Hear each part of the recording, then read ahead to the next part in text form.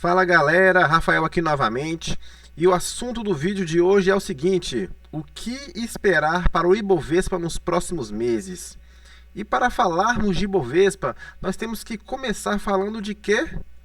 Taxa Selic.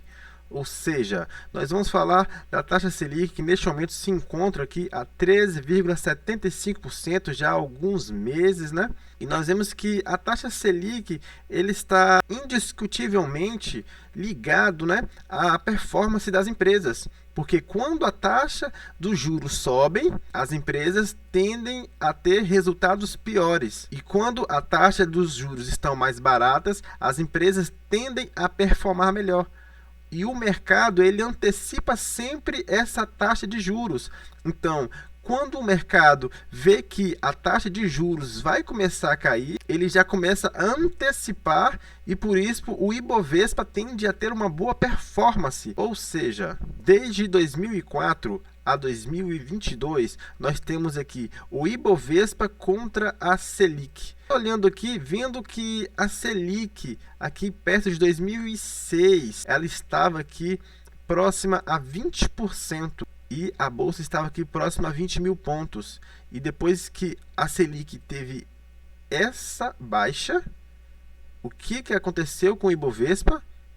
Ele teve esta alta. Então, se nós pararmos para olhar num cenário um pouco mais próximo, que é de 2015 a 2023, nós temos aqui a taxa Selic neste momento a 14%, quase 14%, né, 13,75%, e temos aqui o Ibovespa um pouco acima dos 100 mil pontos. Ele fechou hoje, eu estou gravando na sexta-feira à noite, a 108 mil pontos, né? Ou seja, quando a taxa Selic ela começar a cair, nós vamos ter uma inversão aqui do mercado de ações. Ele vai começar a subir. Nós vamos ter este cruzamento. Então, na minha humilde opinião, é um momento muito interessante para quem está aportando, para quem está começando a aportar, principalmente porque nós vamos pegar as taxas de juros altas e vamos começar a aportar no momento em que elas podem começar a cair. E é sobre isso que nós vamos falar hoje. Hoje nós vamos dar uma olhadinha no Ibovespa, o que aconteceu aqui nos últimos 5 dias. Ele teve uma pequena alta de 3,14% nos últimos 5 dias. O porquê dessa alta? Porque o mercado ele já está começando a antecipar a queda desses juros pelo Banco Central. Porque o Copom ele se reúne a cada 45 dias. E nós vemos o quê? Que nas últimas reuniões do Copom, o Roberto Campos Neto ele sempre veio mantendo a taxa 13,75, mas veio dando martelada no mercado, falando que se precisasse, ele iria subir ainda mais a taxa Selic. Mas nessa última reunião foi diferente. Ele teve uma posição mais branda em relação a subir as taxas de juros, e nós sabemos da pressão que o Banco Central vem sofrendo nos últimos tempos através da mídia, através do governo e das pessoas também, várias pessoas criticando o valor atual da taxa Selic. Continuando aqui, nós vamos falar agora da previsão do mercado para o Ibovespa em 2023. E o mercado vê Ibovespa em alta em 2023.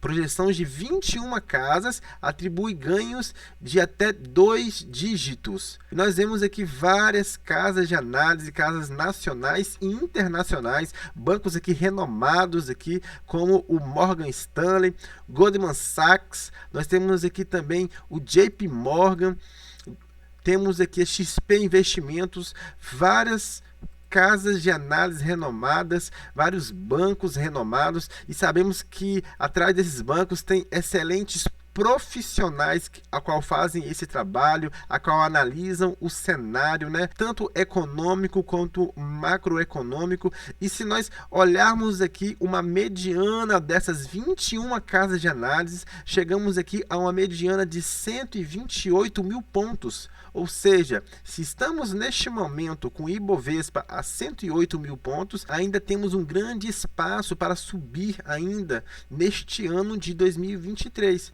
porque todo o mercado já espera baixa da taxa Selic, a taxa de juros, e com isso nós vamos ter as empresas tendo melhores oportunidades de crédito e com isso vão melhorar o seu balanço, ficando mais saudáveis e performando melhor na bolsa também. Vamos ver agora a atual taxa de inflação. O IPCA acumulado de 12 meses está neste momento em 4,18%. Isso está dentro da meta, porque a nossa meta neste momento ela é de 3,25%, mas existe uma banda de tolerância de 1,5% para cima e de 1,5% para baixo também. A meta funciona da seguinte forma: no meio temos a meta de inflação, a qual é essa, e temos uma banda superior e uma banda inferior, a qual a banda do meio, que é a meta de inflação, ela é 3,25%, ou seja, 4,75 é a banda de cima. E se nós olharmos neste momento a inflação atual, nós estamos dentro da banda, mas nós temos que entender algo que aconteceu no ano passado, que foi o seguinte: nós tivemos 3 meses de deflação, em julho, agosto e setembro, quando os combustíveis foram desonerados, ou seja, nós tivemos esses 3 meses de inflação. Nós temos que entender que essa inflação aqui, ela é um acumulado dos últimos 12 meses, ou seja, todo mês ela tem a sua taxa de inflação.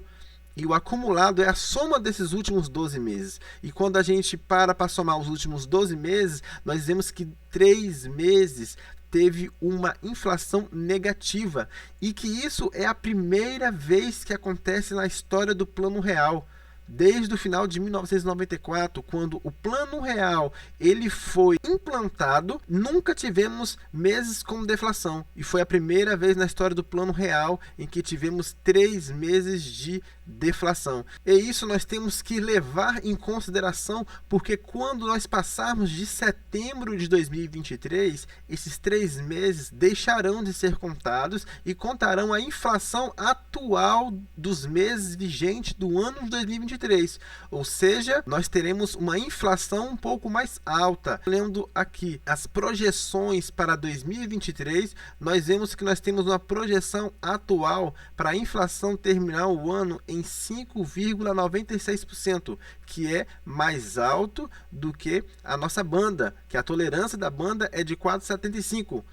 Mas nós vemos as projeções para 2024, que está neste momento em 4,13%, e projeção para 2025, que está em 4%. Ou seja, as duas projeções estão dentro da banda. Temos então a projeção para o ano de 2023 ainda maior do que é a inflação atual, muito para aqueles detalhes a qual eu falei para vocês em relação dos 3 meses aqui a qual nós tivemos deflação. Mas passando esse cenário, nós vemos que as projeções futuras para o ano de 2024 e para o ano de 2025, elas vão estar dentro da meta do Banco Central. Ou seja, nós vamos ter espaço para que o Banco Central ele não só desça a taxa de juros, mas como ele também venha manter essa taxa de juros um pouco mais baixa, dando margem para que o mercado ele venha subir. Vamos dar uma olhada aqui no Ibovespa. O Ibovespa aqui no gráfico diário, como eu falei para vocês, eu sempre gosto de colocar um pouco da análise técnica também, porque a análise técnica ela nos ajuda a entender o time, um timing de entrada em alguma empresa, ou até mesmo aqui olhando para o índice do Ibov, nós vemos aqui o crash do coronavírus, e quando ele entra aqui nessa banda, eu vejo aqui um canal de baixa, o qual já deixei desenhado para vocês. Ele entra nessa banda aqui em dezembro de 2020, ele bate lá em cima, faz o seu topo aqui nos 131 mil pontos, e ele desde então ele continua dentro dessa banda. E o que eu posso perceber aqui é que nós estamos próximo a uma resistência aqui na parte de cima. Ou seja, se na próxima reunião do Copom nós tivermos mesmo uma baixa na taxa Selic, nós podemos ver o rompimento dessa LTB, dessa linha de tendência de baixa, deste canal de baixa, e por isso podemos até projetar aqui até onde ele poderia ir. Tirando uma análise aqui deste canal, se nós projetarmos aqui com o mesmo tamanho, digamos que ele rompa aqui embaixo, ainda falta alguns dias, provavelmente vai ser lá para o dia 17 de junho, a próxima reunião do Copom, nós vemos que o alvo é basicamente o topo anterior, os 131 mil pontos, que é uma resistência. Ou seja, nós temos sim espaço para subir, levando em consideração as previsões do mercado aqui. Uma mediana de 128 mil pontos, é muito próximo à região ao qual eu estou aqui tirando com vocês essa projeção.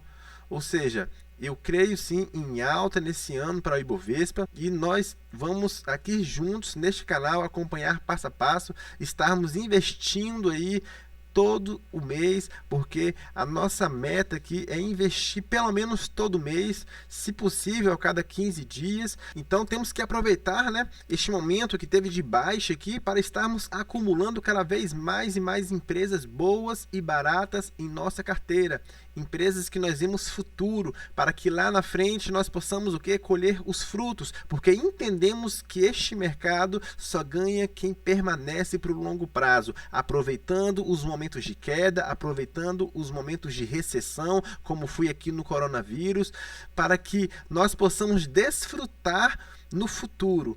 Não queremos ganhos rápidos, não queremos fazer trade. Eu não uso análise técnica para fazer trade, mas apenas para ver pontos de entradas inteligentes, tá bom? E é isso aí, galera, eu vou ficando por aqui e lembre-se de se inscrever, ajudar o nosso canal, vai deixando o like e eu conto com vocês na próxima. Fui!